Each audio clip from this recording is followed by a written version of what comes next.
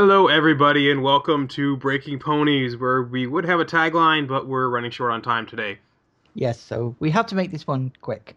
Although Yes. quick for us probably only means half an hour rather than 45 minutes.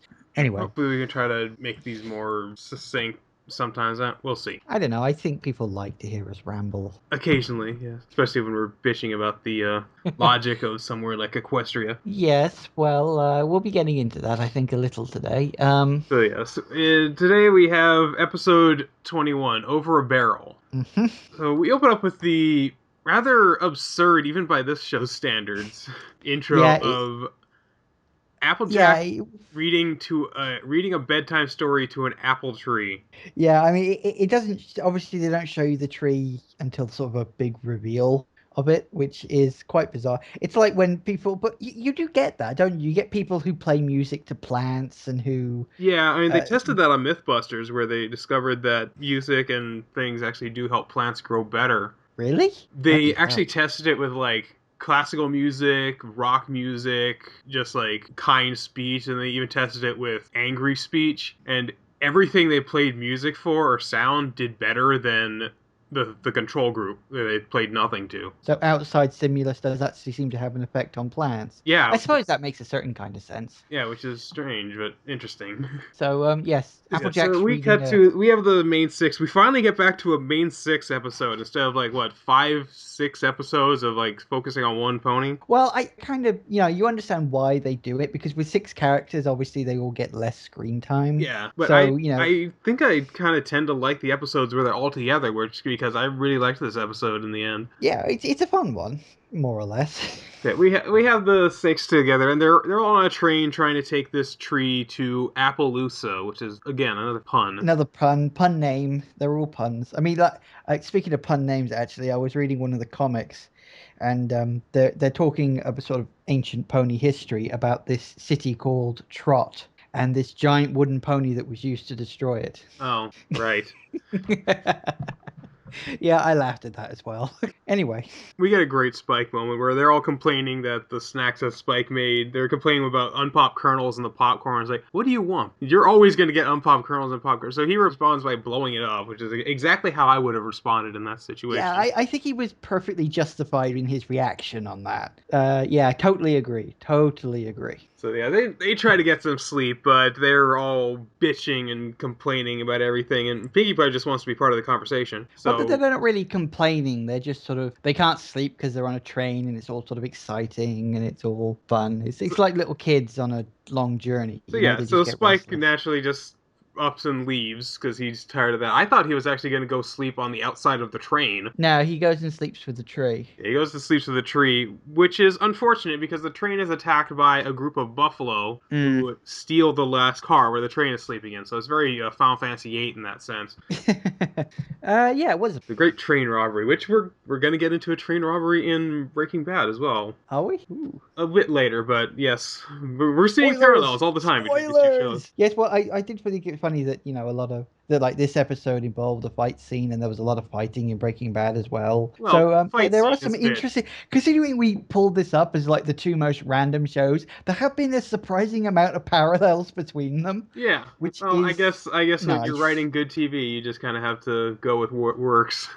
Yeah, yeah, Yeah, so yeah. the all the buffalo are they're very much inspired by Native Americans. Hmm. They like stampeding. They go out and they, of Well, they're course, Rainbow buffaloes. Dash and They Piggy Pie stampede. go looking for Spike, and they find him with the buffalo, which have been they feel bad about wrongly kidnapping him, so they're treating him well and feeding him sapphires and everything. So the episode kind of becomes a fairly stock Western plot. Yeah, because you've got the Appalachians on one side who built up this brand new town in Yeah, the space they of a built up this year. big apple orchard which the buffalo don't like because that blocks their stampeding trail. Yeah. So you already have this conflict between the two where they want to use their trail, but the Appaloosans need the apple orchard to survive.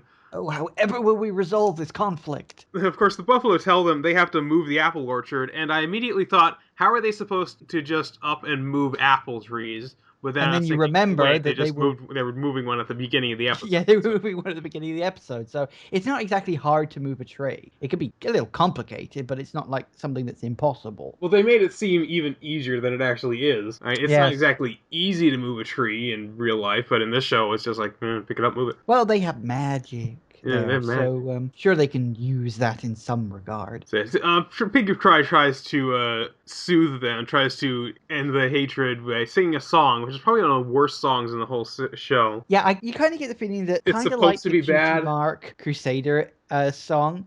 It's kind of supposed to be bad because they're supposed to hate the song afterwards. So, it's not supposed to be like brilliant like Winter Wrap Up or something. Yeah. But, it is one of the least memorable songs, probably. Although it is sort of slightly memorable for other reasons that we'll Yes. get into later. So of course the song doesn't convince them, and they're like, "No, damn it, we're gonna stampede tomorrow at noon." So the Appaloosans they spend the day making preparations, It's always and noon, isn't it? It's noon like the most easy time to work out what the time is pretty because they didn't much really it's have I mean, watches when they and don't really have clocks. clocks, because it was really hard to synchronize clocks back then. So Yeah. usually you do just tell time by the sun. The three main times of the day are sunrise, sunset, and noon. I suppose it makes a certain kind of sense, but it is always noon.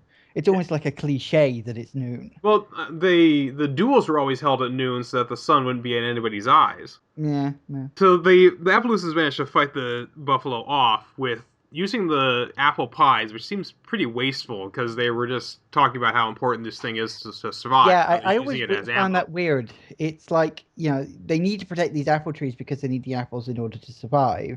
And then they literally empty almost all the apples off the trees in case they get knocked down and turn them into pies. It's like, does a pie have a longer shelf life than an apple or something? Well, if you make it into preserves, maybe, but Do they have preservatives in Equestria? I don't I think so. would imagine they would. It's magic. They have magic preservatives. They put the pies in stasis or something. Yeah, there you go.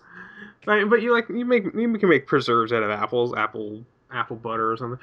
During this fight, they managed to hit the chief in the face with a pie. The chief realized, hey, these apple pies are pretty good. Yes, I always said apple pie or just pie in general will solve all problems. If only you Like could find a way to cake. make frosted pie. Isn't that cake? No, pie is like liquid cake. I guess it depends on what kind of cake, because you can get sort of cakes with a kind of jelly sort of filling in them sometimes, like a gâteau or something. Anyway, So they end up agreeing to a compromise, and they just cut a path through the orchard so the buffalo can stampede without upsetting the trees, which is like, okay, this is a pretty easy fix. yeah, it's like, we have this conflict. We know that pie is going to solve it, and the pie is going to stop the conflict, but then we also need to solve the problem. So, quick fix. Yeah, they agree to let them do that in exchange for a part of the harvest, so they don't have to take up and move the entire orchard. So in the end, everybody's happy and everything is saved by pies. Pie. I'm actually getting quite hungry because we had pie in like the first episode. We had lots of cakes in the second episode. Right. And in Breaking Bad, there was an awful lot of breakfast getting cooked. Yeah. So I'm getting quite hungry right now, to be perfectly honest.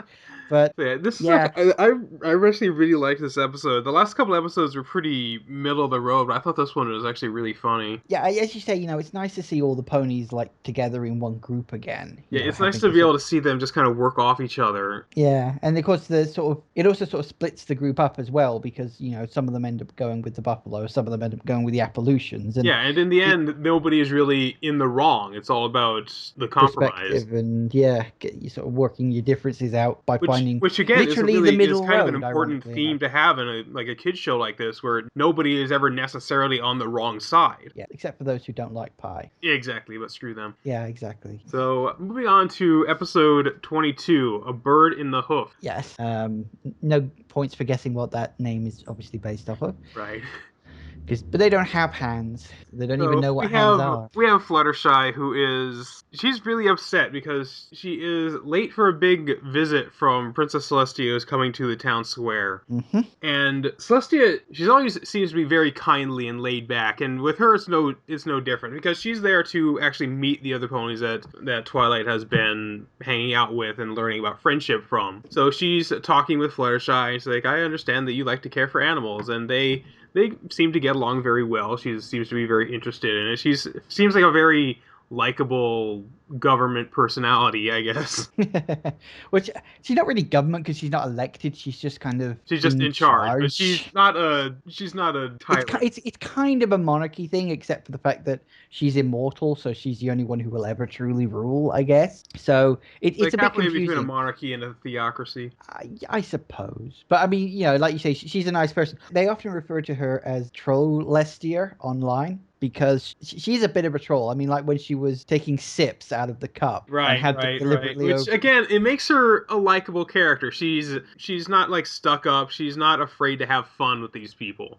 Oh yeah, she's also quite fun in the comics as well. Although in my opinion, Luna is even better in the comics. Although you haven't actually Yeah, met Luna they in the haven't show. showed much of Luna yet. Second season, mate. Second season. Right. But yeah, Fluttershy discovers that Celestia has a pet bird who does not look very well. Her Philomena is it I can't even tell if it's a male or female. Um, Off the top of my head, I haven't the faintest idea. Philomena Um, sounds like a female name, but I don't think they ever use a pronoun. I'm trying to think. I think they do at the end, and I wasn't paying enough attention to remember. Uh, well, anyway, the Um, bird looks very sickly and unhealthy, and I immediately thought Phoenix. yeah. It doesn't take a genius to work it out, let's be Well, honest. it not necessarily not a genius, but you have to know about mythology at least. I think I really do like about the show is how much it does use established mythology. So it's kind of like Yeah. you know these characters, and it also works with a lot of mythology that you've heard of in other places. So Okay. they don't just have these characters that are this mythology, but it's completely different from what's been established in other stories. Mm. So the episode mostly centers around Fluttershy trying to take care of this bird and nurse it back to health when the bird is quite literally falling apart in front of her. Apparently, Philomena is a girl. Okay, that's what I figured. She is referred to as a she several times, apparently. We were just clearly not paying enough attention. Well, let's be honest, most of the characters in this seem Yeah, to are be female, yeah. girls. The only There's ones who that. weren't female in this were Celestia's guards, which Yeah. I don't know, even they seemed a bit funny to me, Well, just it's by funny, how actually. serious they were over everything. Well, I think they were kind of based on the whole royal guards you see in England. You know, the people who just stand there all day and don't blink and don't move and don't do anything because they're literally trained to not react to anything. Exactly. Which makes you wonder how they'd be in a crisis situation. You know, if they're oh, never mind. Well, they have to remain calm so everybody else stays calm. If they're Yeah, panicking, pretty everything much. goes to shit. Yeah, so they're kind of based off the whole sort of royal guard, Which I they are in think. this case. They are royal guards. Exactly, which is probably where they got the idea from. As long as they don't have the beefeater hats. Well, that would have been a dead giveaway, I Yeah. think. Yes, they're dressed very much more like gladiators or Spartan guards. Yeah, but it's a bit sort of Roman Yeah, centurion, I think. very. Yeah, that was the word. The Roman centurion. So she first I bird naps it, but it doesn't go well. The bird is falling apart. She's trying, and then she runs into Twilight Sparkle, who's like, "What the hell are you doing with this bird? We need to get it back to Celestia." And they try to bring it back, but now the guards are here and they know that's missing. And suddenly that means they can't bring it back because they don't want to Yeah, get caught. And they're worried about what Celestia is going to do to them, which seems very out of character because they're worried about being thrown in the dungeon or the gulag or exiled from banished. Celestia, but or not Or from banished and Equestria. thrown in a And dungeon. but Celestia has never shown evidence of being a tyrant. It's not based on evidence. I mean, Fluttershy does actually say, you know, why do you think she's going to do that? And like, well, okay, I don't. But it might happen, and I'm panicking. And Yeah, which kind of pokes the hole right in their logic, which I guess you do kind of see this in kids where something went wrong and they're worried about getting in trouble when it's really such a minor thing nobody would get mad, but then because they're trying to cover it up they get even more trouble that they would be mad about. well, you know, I mean, it is still, again, it's technically designed to be a kids show, so they have to kind of They have show to it work from the kid within point the of view. confines of child logic. Yeah, which is, you know, if you do something wrong, you're going to get in trouble, so you want to cover it up, Yeah. kind of thing. Yeah. So after a long attempt at trying to get this bird safe and well, they end up chasing it Explodes. through the town. Yeah, they chase it through the town in a Benny Hill sketch. Yeah, oh yeah, Benny Um, Hill, of course. you have to mention the Benny Hill. You always gotta mention Okay, They all chase it great through the town, shows and will eventually it eventually. just kind of burns itself up on the Yeah. fountain, which of course we all expected. Well, yeah. Let's be honest. We knew it was a phoenix, but Yeah, if it we know it was, was Phoenix. Somebody else watching it might not, especially if they don't know about mythology. yeah, I mean, you know, we're sort of into that sort of mythology stuff, but not everybody in the world is going to know what a phoenix is, so it might be a Well, I'd surprise. imagine most people would know about a Phoenix from Harry Potter, Yeah, that's true. They've if sort of anything been else. popular in that And lately, it I does seem to suppose. be very much based on the Harry Potter Phoenix because it is a lot like Fox. It's a bird in a cage owned by someone of great power and responsibility. Yeah, that is true. That is most It looks very definitely true. sickly right before it bursts into flames and becomes a new bird. So Yeah, very Harry Potterish. But yeah, it bursts into flames in the fountain, and everybody's just broken up. Fluttershy is crying over this thing, and Celestia's like, "Oh, come on, stop clowning around, come back," and it turns back into his big, healthy young phoenix, and Yes, everybody which is I thought happy. had a very nice design to it. I expected that they would find like an egg in the ash, Well, and yeah, I think in general Phoenix mythology, it's supposed to be that the Phoenix, lives a normal life, grows old, dies, and then turns to ash, and you find the egg inside. And I think they just wanted to sort of speed the process up, just to make it a little more direct, I yeah, which suppose. I thought it would have been an interesting twist if it had turned into an egg and Celestia offered to let Fluttershy take care of it until it hatched, which could have been Um, like an ongoing story arc. I don't think they wanted to do long story arcs really at this point. I mean, it was the first season. They didn't know they were going to be getting all these seasons that they did ultimately get. So, they wanted to keep the episodes nice and contained and encapsulated. I would guess. I Right. don't know. So, or maybe that idea just never occurred to them and they just, wanted to just close the episode off. Yeah, I that's don't that's know. what I would have done if I was writing a show. But the way it turned out, it just kind of made it, yeah, like an encapsulated episode. It's a good enough episode. It was mostly centered around Fluttershy and Twilight, but I like both those characters. Yeah, Rarity So only had a very small role in the in both episodes, really. So you were fine. yeah. I liked Overbarrow more, very much, Hmm. but it wasn't a bad episode. They're enjoyable. I mean, we don't have too many left of the first season now, so be interesting to see. You might want to start thinking about your top episodes of season one Right. at some point. That'll be interesting, Okay. and we'll get to that when we get to that. Well, which is technically only 2 episodes away for you lot. So yes, that'll be interesting. Okay, so we can move on to Breaking Bad. Moving on to Breaking Bad. Now, the episode title I noticed was called Down, and I rather jokingly said, how the hell are they going to go any further down than where they were at the end of the last episode? And speak of And the devil. and of course, afterwards I said, well, what the hell am I saying? There's always a place you can go that is lower than where you currently are. And yeah, things get quite bad for the main characters. I mean, not like fatally bad, but yeah, things Pretty are damn not. close. Yeah, pretty bad in general. So anyway, we pretty much only have two side stories here, still dealing with the aftermath of previous episodes events, obviously.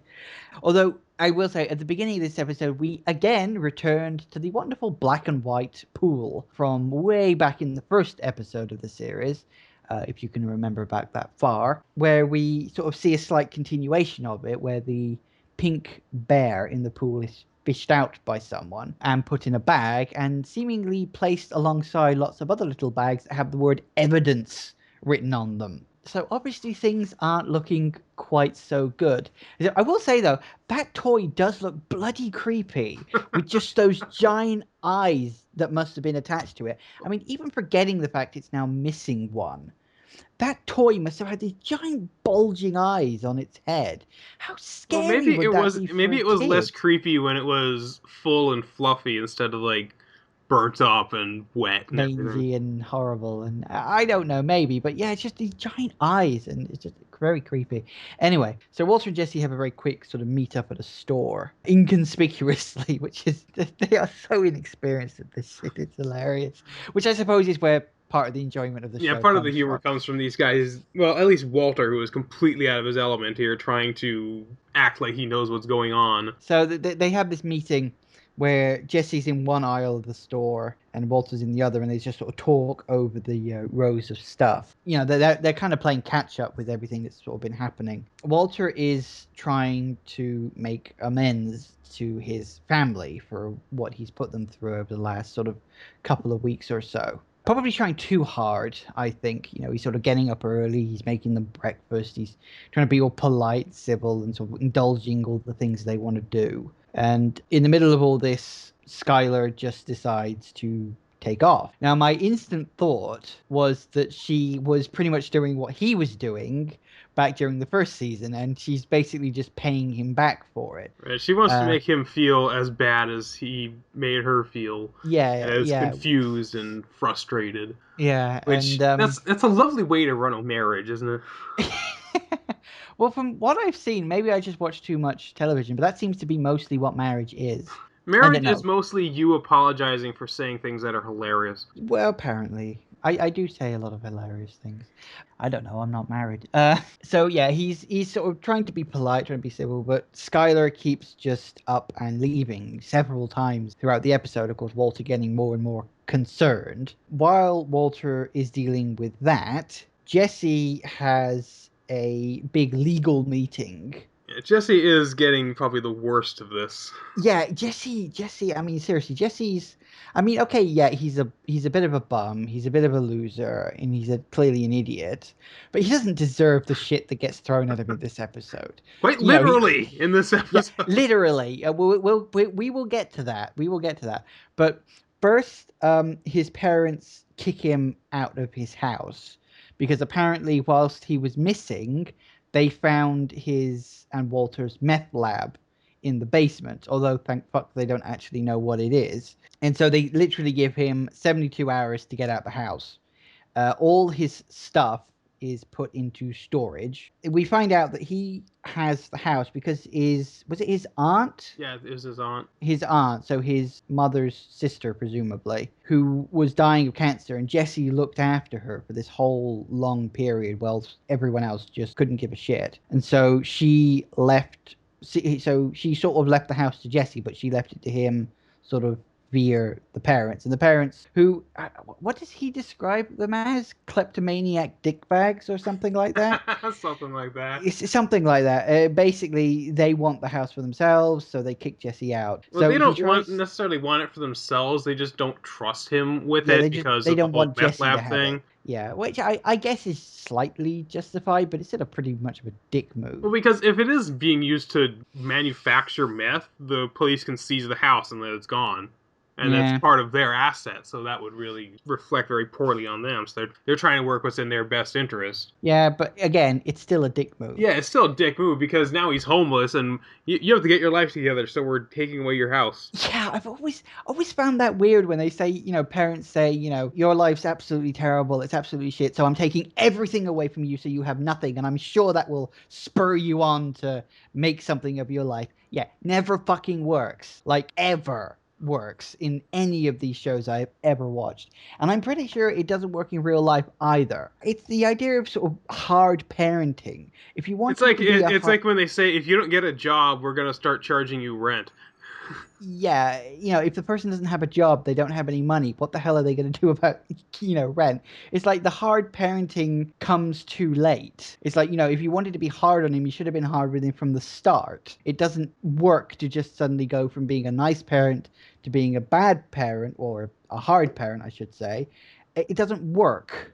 Either do one or the other. You can't mix and match that easily. So he gets kicked out. He tries to go and stay with a friend whose girlfriend is a total bitch and instantly kicks him back out. You could see the look in her eyes, couldn't you? The second she Yeah. walked in, it's like, I don't like that guy. We're going to go and have a talk while we decide how to kick him out.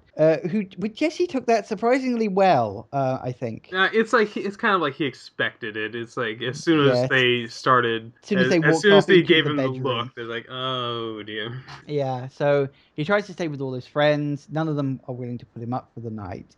And then he finds his bike has been nicked. Because it's Which, just if it's not one thing after another with this. yeah, this episode literally just piles it on top of him in this. It's really, like I said, the guy's an idiot, but he doesn't deserve this shit. But yeah, it's just one of those things, I guess. So it's sort of a last ditch attempt to find a place to spend the night. He breaks into The impound lot. the impound lot where his and Walter's caravan was being sort of temporarily stored. He breaks in hilarious fashion. He actually manages to successfully climb over a fence that has barbed wire on the top of it, which I thought was going to lead to even more hilarity.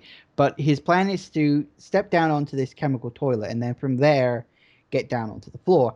Unfortunately, once he's on the chemical toilet, he falls into it through the roof and just literally ends up covered in that horrible blue liquid stuff. Yeah, don't even know if it's got a special name or anything, but it's that horrible chemically crap that you get in Yeah, which it pretty much portable just stops it toilets. from stinking up. Yeah, it stops Or it from smelling, and I think it helps to degrade the stuff that's in there as well. So he falls into that and literally gets it like all over him. It's just absolutely horrible. So So he he just is sort now of, covered in blue crap for the pretty much the remainder of the episode. yeah, well, certainly his clothes are. So his sort of his bottom half, sort of his arms downwards, is just absolutely blue, and so he sort of just collapses on the floor of the camper van that night, and he's just like, "This is actually going to get worse, isn't it?" He's sunk low, but he's going to go lower, and he does because the next day, obviously, the owner of the place comes out, realizes that someone's in the camper van. Jesse tries to get the van off him unsuccessfully.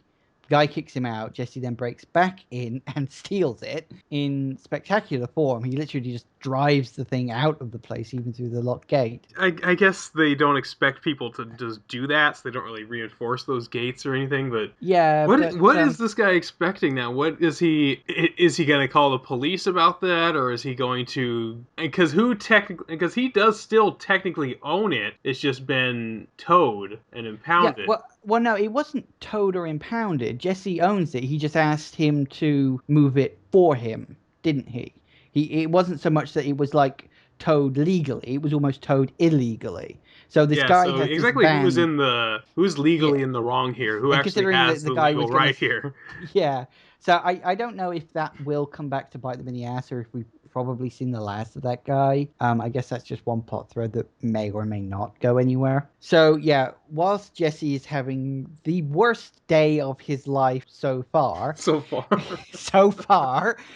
Well, we still have 3.5 seasons of the show left, so I'm fairly certain things are going to get worse before they get better. So yeah, Walter is still trying to deal with sort of his family. He finds out that Walter Jr. doesn't want to be called Walter Jr. and wants to be called Flynn, which And I you were so completely excited agreed about you with were it. so glad to hear this. I was just like, yeah, even Walter Jr. agrees with me that the name Walter Jr. is a bad fucking name. It's like we said this in the first episode. You But don't you did. call, well, no, we did. You agreed. You don't call your son Junior. It doesn't happen. I mean, if you want to just call your son Junior, go ahead. I suppose I can't complain about that much. But don't give your son your name, okay? He's already got your last name. That's the part of the family that lives on, unless you only have daughters and they get married. But that's how sort of genetics works.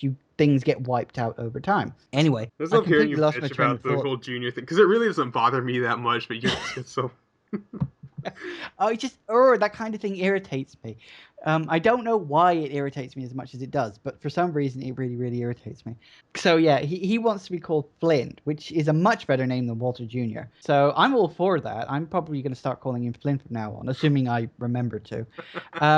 Walter tries to take Flynn out to do some sort of driving lessons, which kind of go okay at first, but then Walter finds out his son's got his own unique way of driving and says, no, you can't do it like that. You have to do it the normal way that everybody else does it. And it's like, well, no, if your son's got a disability, you can't say ignore the disability and do it like everyone else. You have to say, find your own way to do it. As someone with a minor disability myself, I know that to be a fact. Okay, you have to find your own way to deal with these things. You can't do it the same way as everybody else. That goes spectacularally wrong when they have a minor crash. They crash into a small They crash into uh, a pylon, which like, uh, boom. is it pylon bollard? Okay, I can't remember. So yeah, so things aren't going well with Flynn, and things definitely aren't going well with Skylar, because Skylar and Walter try to have a talk, and it just ends up in a big argument where Skylar sort of demands, tell me the truth, and obviously Walter can't tell her the truth. And it doesn't matter what he says because she's probably She's not gonna believe him. Yeah, yeah. It's kind of what he says, isn't it? He says, what do you want me to say? I couldn't say anything, and it wouldn't mean anything. He kind of says that. So anyway, Skylar storms off, and it just behind you just as Skylar's driving off, you just see Jesse, or you see the caravan has just spectacularly shown up right outside Walter's house. So Walter obviously goes and confronts Jesse about it, saying that he's an idiot, which leads to another fight, a physical one this time. I did think the scene where they were just grabbing each other's head by the ears was really funny. I suppose he kind of relents because obviously Jesse's been having all these problems, and he's been sort of asking Walter if he can have half of Walter's money. because all of Jesse's money was taken away. So Walter kind of sees that that's what happened to Jesse's half. Jesse's half is spoken for. Yeah. But and he is your cooking partner. You do kind of have to. He's stuck his neck out for him previously when Tuco was about to kill him. Yeah, so I can kind of understand both sides of the argument. You know, Jesse has helped Walter out, but Walter does need the money himself. So it's kind of like, you know, they both have valid arguments for wanting the money. Anyway, Walter eventually relents and gives him a little less than half of the amount because he's dealing up the piles and he finds there's an odd number, so he just decides to keep one for himself. I would have done the same thing. Do not judge him harshly on that. So he gives Jesse the money and they end up having breakfast because that's kind of a running theme. Walter keeps trying to cook them breakfast throughout the course of the episode, and the only person who actually accepts it willingly is Jesse. Yeah, I mean, they kind of accept the first one because they're like, oh, okay, it's breakfast. Nice. It's breakfast, you know. I will eat breakfast. Why not? Can't blame them. You then get a sort of a final scene where you finally see where Skylar's been going. And it turns out she's been going to a shop to buy cigarettes. And which is I mean, she's very good for your unborn child. Yeah, I know. It's like you don't smoke when. I mean, you shouldn't smoke in general. Yeah, it's a bad thing. You really should not smoke. This show does not endorse smoking of any kind. So unless it's on a barbecue, in which case go for your life. Or if it's meth. No, we don't endorse smoking a fucking meth. Don't fucking say that. We'll get in trouble. We'll get letters or emails probably. Oh yeah, I'm sure all the people listening to the show is like, how can you say that you endorse meth? Yeah, all the person who listened to this. Yes, episode. all the one person. So, I mean, she's even given a scathing look by someone else who was sitting in a car opposite, which is perfectly understandable. So, I mean, it does make you wonder, has she been doing this for longer, or was this just as a result of today's argument? You know, was she going out every time she went out? Did she go out to have a sneaky ciggy, or is this just as a result of that final argument with Walter? Not sure about that yet. So I guess we'll see where that goes. I mean, we're not even halfway through the season yet. I don't think. I think we've got 1 or 2 episodes left to halfway point. So plenty of stuff left to develop. Be interesting to see what the hell Jesse's going to do with his life now. They gotta get back up after this. I mean, they're trying to cook again, so.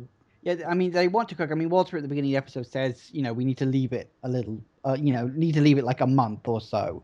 I don't think he says a date, but, you know, a month, I suppose. Would, you know, wants things to calm down, wants things to sort of settle. And once his family isn't hating him anymore. Yes, although to be honest, that could easily last all the way through to the end of the season.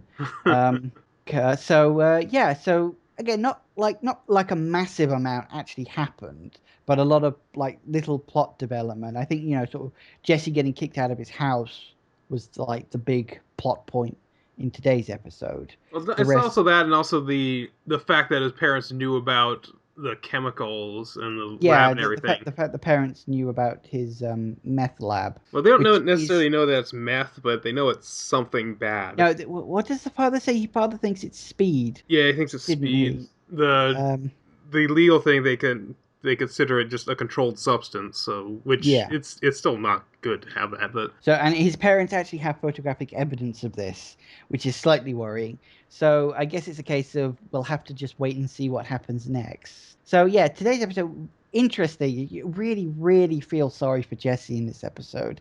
I mean, to literally end up in that much amount of shit, both literally and figuratively, you wouldn't wish that on anybody, really. Let's be honest. No, but yeah, it's a fun episode and kind of cringeworthy to watch, but yeah, as I said, interesting to see where it goes in the future. Yes. So that's it for today. And we will see you guys next time on Breaking Ponies.